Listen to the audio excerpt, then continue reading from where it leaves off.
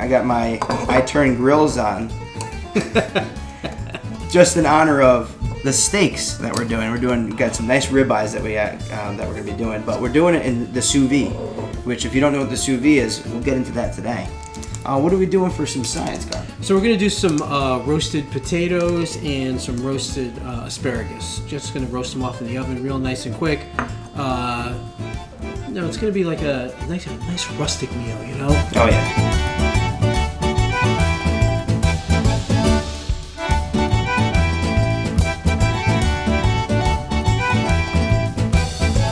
Welcome to Amici Vino Cibo. I'm Jeremy.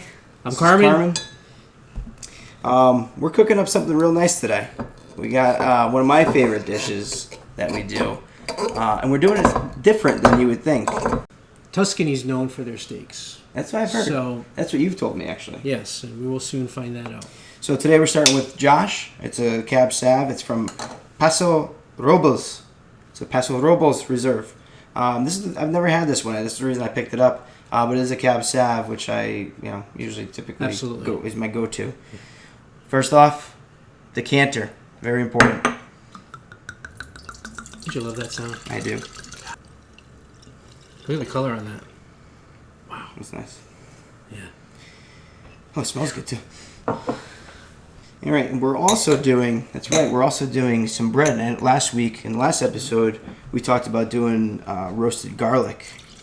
And ever since then, I've been craving roasted garlic. There's nothing like it. So it really isn't. So Some people are afraid of it. They are. Oh, roasted garlic. No, trust me. Salud. Salud. Yeah, that's good. That's dangerous good. Yeah. All right. So we're back in Carm's kitchen, and today we're doing steaks, we're doing some potatoes, and we're doing some asparagus. But as far as the steaks go, this is one of my favorite recipes because it uses the sous vide technique, which is a French style of cooking. Sous vide stands for under vacuum, which is, essentially you'll see once I go through this whole process. So we have our beautiful steaks here, ready to be seasoned, and all I do to them is season them with salt and pepper. That's the way I like my steaks every time. Yeah, that's all I like. The salt that we're using today is a coarse salt. I can't think of the word coarse. Yeah, don't worry about it. A good helping of it. Don't skimp on that because it's different than sea salt, for example. Sea salt's going to be a lot saltier, so you use a little bit more of it to get that salt flavor in there. Now, the pepper. Fresh ground pepper is key. You can't use regular pepper that's just sitting in the little jar or whatever. You got to use fresh ground because that's how you really get the flavor of the pepper in there. And I like a good helping of that as well. So you put that on here. These are going to be amazing. So the next thing is the sous vide. To talk about the sous vide machine a little bit, number one is the way that it works is it circulates water inside of this bath, right? And the meat or whatever that you're cooking is inside of a bag, a sealed bag, the under vacuum. That's where it comes from. Sous vide. So what's happening here is you have this rod that comes down. It's a circulator. So it's circulating the water throughout, and at the same time, it's heating up that water to the temperature that you set it at. And the way you set it is by the dial that's on the front here. And this particular model is called the Innova precision cooker. It's one of my favorites. I've used a couple, and I think it works great. Now you'll see later on also that there's two settings. One is the setting that you put it to, and the other is the setting that the thermocouple is reading in the temperature of the water. Then, once you get that all situated and you understand how that works, what you're going to want to do is get your bags situated. So the bags that I use are specifically made for vacuum sealed purposes. So you could do dry, you could do wet in them, but they're vacuum sealed bags. You want to get the size of the steaks that you're making, or whatever it is that you're putting in the bags. You want that size to be in there, or to be cut already. So as you see, I cut the four of them because we have 4 steaks today. There's 4 of us eating. It's me, my fiance, Carm, and his wife.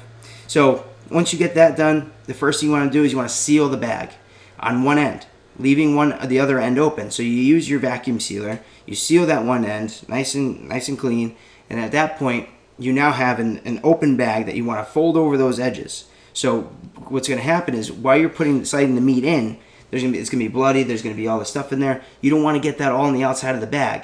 So you fold over the ends so that when you put the meat in, there's no problem at all. And now you're ready to vacuum seal. You put the meat down on a flat surface. You put it in the vacuum. You vacuum seal it. It's going to suck out all of the air, and it's going to make it vacuum sealed. Essentially, is the whole point of it. Then we got to talk container.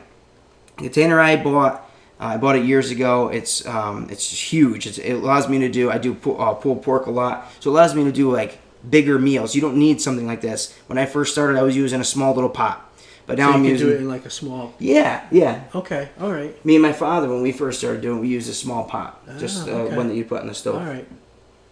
So this one has a lid as well, which you'll see later. And what you want to do is you want to fill it up with hot water. Get yourself started. You're kind of like when you boil water. I don't know if you ever boil water always, that way. Yeah, always with hot water. Yeah, you start with hot water because why waste the time trying to heat it up with propane? I got stuff to do. Yeah, exactly. So once that's going, get that enough water in there. There's the lines on the side of the sous vide that I showed you before. There's a minimum and a maximum. You want to get it above the minimum, and then you could set it up anywhere. You could put it on the stove. You could put it on the counter. We chose the counter, and here we're setting it our steaks today to 130 degrees. That's going to be a nice medium rare temperature, just exactly the way we want it. I'm a medium rare guy. I'm more probably lean closer to the rare side, but and what you want to do is you want to put it inside there and make sure. It's a mistake we almost made tonight. Make sure that you have a rack underneath the meat, because if the meat is sitting on top of the counter, it's not going to be. There's not going to be water circulating underneath it and cooking the whole thing. Yeah. So you want something to separate, to give you a little bit of lift off of the steak from the bottom. So we use a rack. You could use any rack that you have that can fit your container, whatever it is. Once that's in there, you just let it go. We're doing ours for about an hour and a half to 2 hours.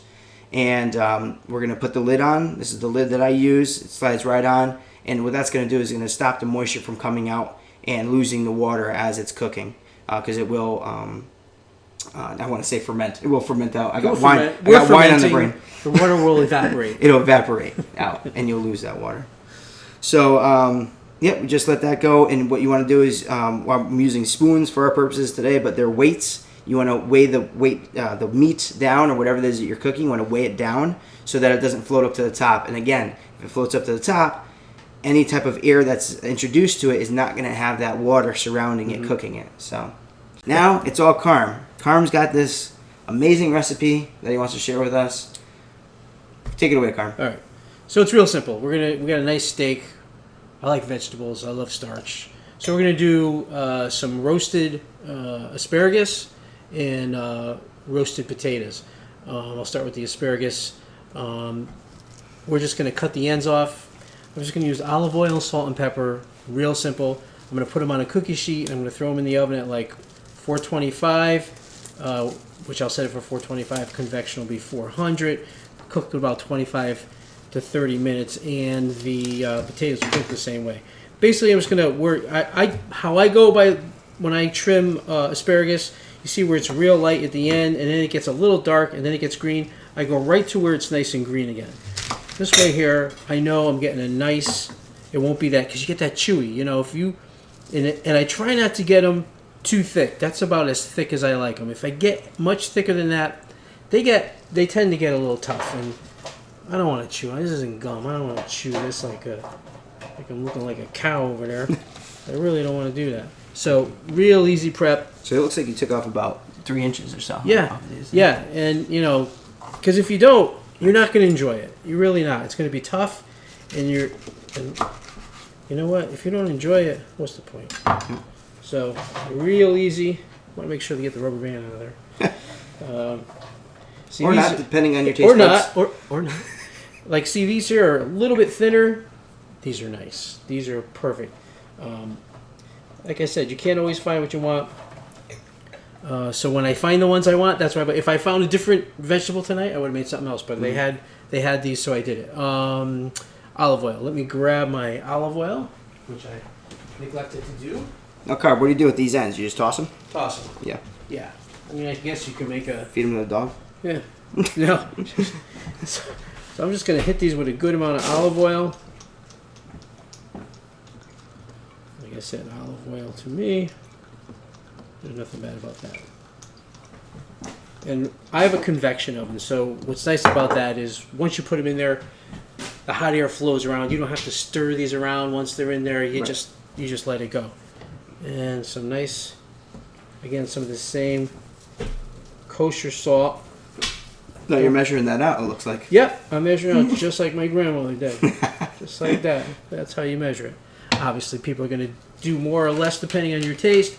Same thing with the pepper. That's it. That's it. Good. These are ready to go in the oven. I'll put them aside, and then we'll cut up our potatoes. Now, for me, Yukon Gold is the potato of my choice. A couple of reasons. A, it's got a buttery taste even before you do anything to it. And B, the skin is real thin. I leave the skin on. I just wash them off. Yeah. The skin is so thin. It's not. I mean, I don't even mind the heavier, like on a rust potato. I don't mind that skin at all. I eat the skin off. If I have a baked potato, I eat that skin. Yeah. But these, some people don't like the skin, but these you can eat. And so basically, I'm just going to cut it in half, like so. All right. And I'm just going to do, not French fries, but kind of almost like a wedge. Kind of make them even. Because this will go nice with a steak. And what I like to do, so for the potatoes, because they're so starchy, I use a little extra olive oil, and I like to toss them in the bowl with the salt and pepper, so they get coated really nice. That's good. Yeah, because if they don't, they're gonna stick to your cookie sheet. You don't need that. So again, nothing crazy. It's all to suit. Sometimes I take them and I dice them. Okay, yeah. Make like cubes or something out of them? Yeah, almost like a home fry size. Yep. And you could do it that way. But I just think with a steak, I think this is a good option for this. Make sure your knife is nice and sharp. Yeah, that's a good knife. Because a dull knife will kill you. Not really, but you know what I mean. Could. They say you get cut on a dull knife more than you do on a sharp knife. Yeah, Is that true? it's because I say it slips off. Yeah. And so I think this is enough here. We got 4 of us. We got some nice sized steaks. We got some asparagus. I think that's enough. Yeah. I'll put these aside. So again, I'm just going to take my olive oil, and I use extra virgin most of the time for this. It's just because I like the flavor. So I'll get these good and coated. Now, is that from Italy? This is not. They say it's from Italy. I don't know. Yeah. One never knows. Compared to the ones that you did get in Italy? Right. Or the one that you do get? Yeah, when we go to Italy, we always ship some nice, fresh, first pressing of the olive oil. Let me tell you something, there's nothing like it. Yeah. So you're pretty much doing it the same way almost as the asparagus. Yeah, light seasoning, salt and peppers basically, and just kind of toss it in there and get it all coated nice. These bowls are, man. Yeah, that's great. You can't beat these bowls. Just kind of toss it around there, get it good and coated. And this I'm going to just place that on there. And I'm just going to kind of get them out, make sure they're all at one level.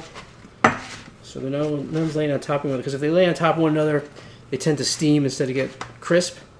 And nobody likes a steamed potato when it should be crisp. And what I'm doing now while he's doing that is drinking more wine. Oh, that's good. That's good. So basically, that's it. They're going to go in the oven for about 25-30 minutes. I'll check them for color. Again, I won't have to turn these because I have a convection oven.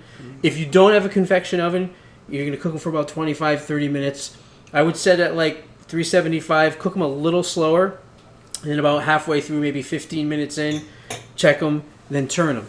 So you definitely want to make sure you got plenty of oil on there. You said, what's the temperature? I'm going to set it at 425. Convection will be like 400. Convection is like 25 degrees, but it moves the air around. So I won't have to move these around. Another thing you might, if you don't have a convection oven and you got to flip them halfway through, maybe even spray the pan a little bit. Where they have that spray oil. Mm-hmm. They have spray olive oil. Right. It works really good. I use that for... I use that for when I do, when I roast vegetables on the grill. You get a nice even coat. We'll do that in another show. Yeah. But yeah, so these are good to go. Good. And what's good about that 425, it'll be perfect for the roasted garlic that we're going to be doing. So Just take a whole bulb of garlic, or this is a bulb, right? Yeah. Yeah. A whole knob of garlic, Knob a it. bulb.